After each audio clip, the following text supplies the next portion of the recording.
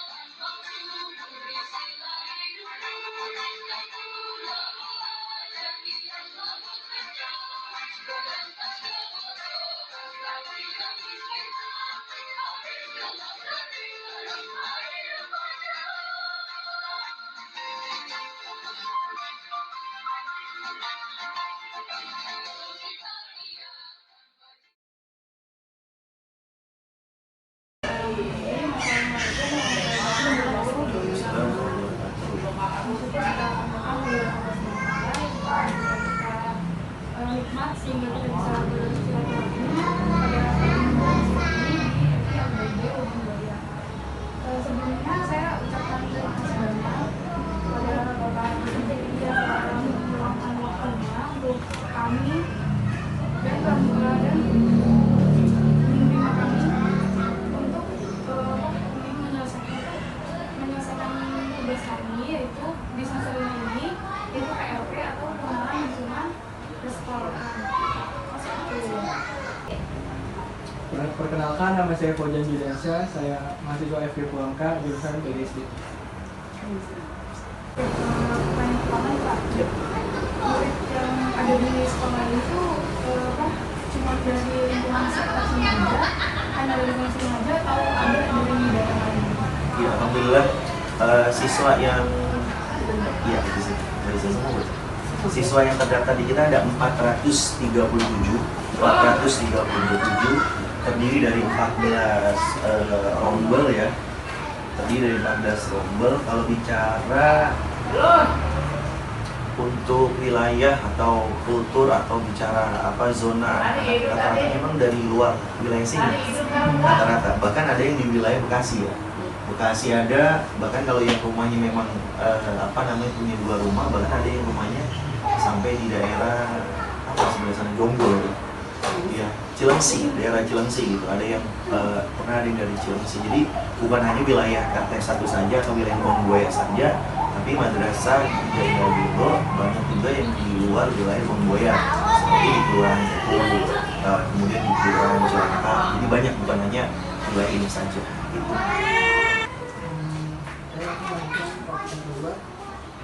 Di sekolah ini berbeda, struktur organisasinya di sekolah ini seperti apa?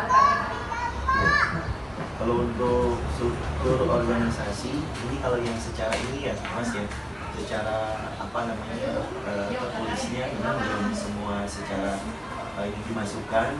Dari mulai ketua yayasan, kita kebetulan punya yayasan karena ini di bawah naungan yayasan pondok pesantren Al Usia Sudia. Ketuanya ini dipegang sama Bapak Yusuf bin Rais. Kemudian di situ ada nasihat yayasan. Ya, nanti bisa saya kirimin file saya ya, ketika kemarin kita raker. Nasihat yayasan Ustaz Haji Muhammad Marfu, kemudian komite yayasan yang membawahi sekali lagi komite yayasan. Jadi kita punya komite yayasan pusat, ada komite yayasan sifatnya kelas gitu ya.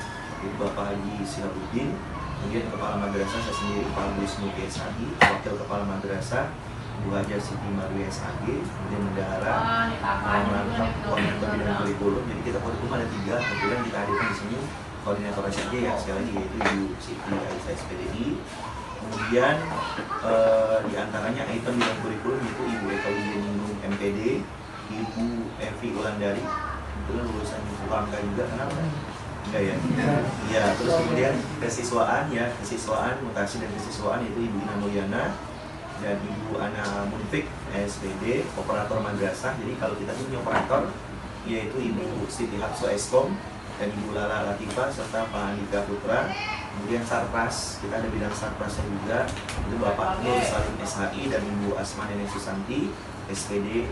Bidang perpustakaan juga kita ada Ibu Usman Najar SPD dan Ibu Wita. Bidang UKS Ibu Laila Muhammad, jadi bidang kesehatan ya. Bidang koperasi juga kita ada Ibu Sultan Nisa dan Ibu Hajah Wilayda. Bidang kebersihan atau tekniknya juga meliputi teknik tadi ya, Bapak Asmi dan Bapak Erdian. Bidang keamanan Bapak Sulaiman. Jadi selain memang yang tenaga pengajar, kita teknik juga terpenuhi strukturnya dari mulai unsur yayasan sampai dengan unsur madrasah gitu, baik itu tenaga pendidik atau tenaga pendidikan.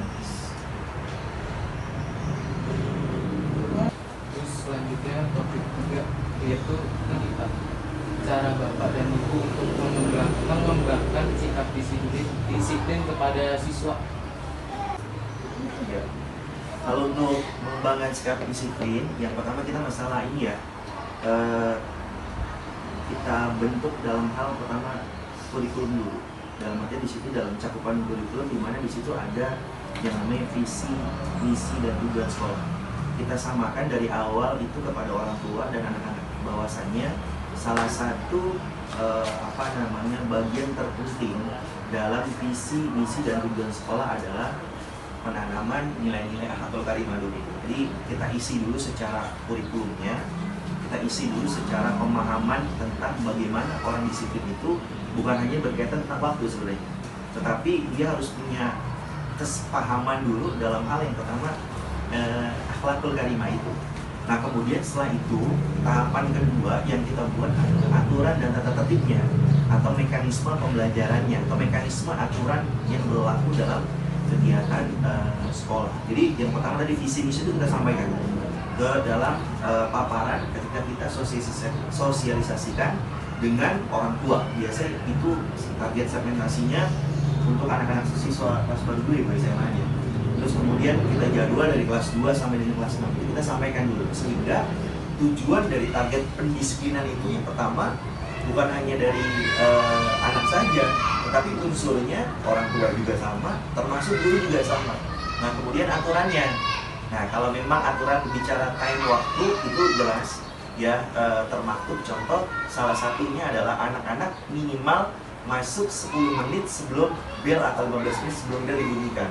Nah buat gurunya ada guru yang piket, nah sehingga ada pemantauan di situ, dimana anak-anak kalau anak-anak yang datang lebih awal akan ketemu dengan guru-guru yang salah satu ini kan sekarang pandemi, nah biasanya guru-gurunya untuk memantau tuh dia piket di depan, dia di gerbang sana menyambut kedatangan anak-anak yang memang datang di awal biasanya, jadi disambut oleh guru-guru yang piket, semua guru-guru yang hadir menyambut mereka. Nah itu salah satunya. Kemudian ada juga reward penghargaan buat mereka anak-anak yang punya kelebihan, contohnya dia memang anaknya rajin, kelihatan menonjol, sangat aktif gitu ya, banyak prestasinya, itu juga termasuk di antara itu. Terus kemudian juga sanksi mungkin ya, karena kita bagaimana juga penting untuk memberikan sanksi dalam rangka untuk memberikan disiplin dari awal, tengah, akhir sehingga kedepannya lebih baik lagi.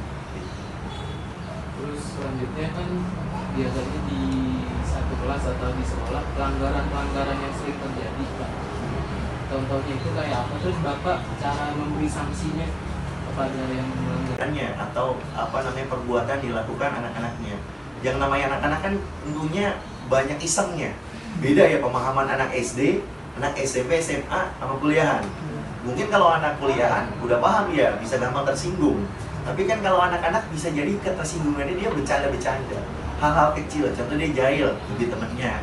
Contoh dia jahil ngumpetin pensil atau pulpen atau barang punya temennya. Nah, ini kita lihat dari ketentuannya tadi. Kalau memang ringan, mesti gurunya itu memediasi secara baik-baik. Nah, dengan contohnya ya ibarat kata ya anak itu disuruh minta maaf, anak itu disuruh mengembalikan. Terus kemudian yang kedua, nah kalau memang pelanggaran itu sedang, nah biasanya itu kita kalau memang tidak bisa diselesaikan di internal disiplinnya, biasanya dimusyawarahkan dulu internal guru. Anak kita harus dilakukan seperti apa. Tapi kalau seandainya pelanggaran kita terlalu berat, nah ini dari mulai anak itu kita berikan arahan, kemudian orang tuanya biasanya gimana. Selanjutnya, apakah di sekolah ini selalu melaksanakan upacara hari Senin dan hari-hari besar lainnya? Biasanya jam berapa? Biasanya bagi. Iya, alhamdulillah kalau setiap hari Senin kita melaksanakan upacara. Begitu juga di hari-hari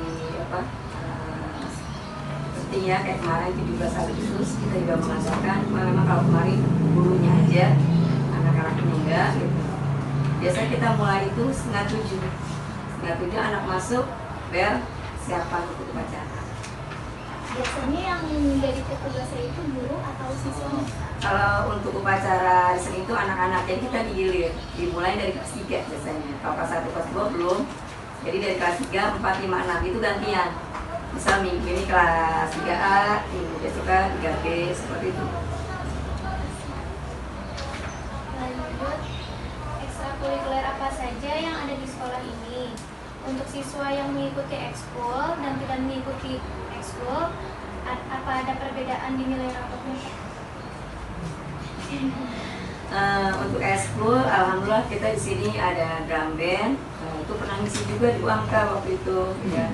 Ada acara apa waktu itu? Apa gitu ya. Pernah drum band kita ke sana gitu. Ada juga futsal, ada menari, ada taksin, ada matematika, ada bahasa Inggris, ada taekwondo, pramuka, musik. Kalau untuk nilai ada Mbak, jadi di rapot itu ada nilai ekstrakurikuler, jadi masuk ya. Jadi yang mereka ikut itu ada nilainya, yang tidak berarti tidak masuk. Dan alhamdulillah kita tidak dimintakan biaya untuk ekskulnya, digratiskan. Program unggulan apa saja yang diterapkan di sekolah ini? Ya, untuk program unggulan kita memang terus berupaya mewujudkan yang pertama untuk kegiatan Al-Quran ya. Target kita itu untuk tidak punya lulusan kelas itu hafal juz 30 gitu. Tapi kemarin terbentuk dengan kondisi COVID. Alhamdulillah dari sekian siswa termasuk Adi itu yang kemarin sudah sukses dia hafal juz 30. Cuman karena kondisi kemarin, karena ujian juga akhirnya berubah formatnya jadi kebijakan madrasah masing-masing, sekolah masing-masing. Nah, akhirnya kegiatan itu pada belum kita laksanakan. Tetapi target contoh hafalan itu kita jelas. Yang pertama hafalan juz 30. Jadi itu satu. Terus kemudian yang kedua, lulusan kita minimal sekali lagi ya, itu dalam hal baca Al-Quran itu harus bisa walaupun terbata-bata. Itu salah satu diantaranya. Terus kemudian dari ekskul juga termasuk kemarin ya boleh saya anak kita menjuarai kegiatan lomba futsal ya, juara 3 di NIT Al-Hamid. Alhamdulillah, artinya termasuk juga punya prestasi. Bahkan 2 tahun lalu kita pernah juara 2 Semarang Madutilah yang diikuti oleh wilayah Bekasi, Bogor, Jakarta. Anak-anak itu untuk futsalnya alhamdulillah termasuk prestasi. Yang terakhir nih Pak, ada kegiatan positif nggak sih kayak sholat duha setiap hari atau apa? Nah ini Bu Haji lah. Iya, kita kegiatan selalu ada. Jadi kita tuh ada pembiasaan, namanya kayak pembiasaan. Kalau pembiasaan itu tadarusan setiap hari dan sholat duha. Kalau sholat duha itu jadi digilir Kak di masjid gitu. Kita sekarang ini dibagi 2 untuk 1, 2, 3 itu di hari Selasa, 4, 5, 6-nya itu di hari Jumat. Jadi kita gabung semua di masjid tuh 3 ini ya, 1, 2, 3 kumpul di Selasa di masjid, 4, 5, 6 hari Jumatnya. Jadi gantian itu yang dibagi. Tapi ada juga setiap kelas, per kelasnya tuh ada gitu. Jadi mereka ngambil di hari apa nih? Jadi yang nggak bentrok kan. Nah iya itu ada sholat duha pasti diadakan.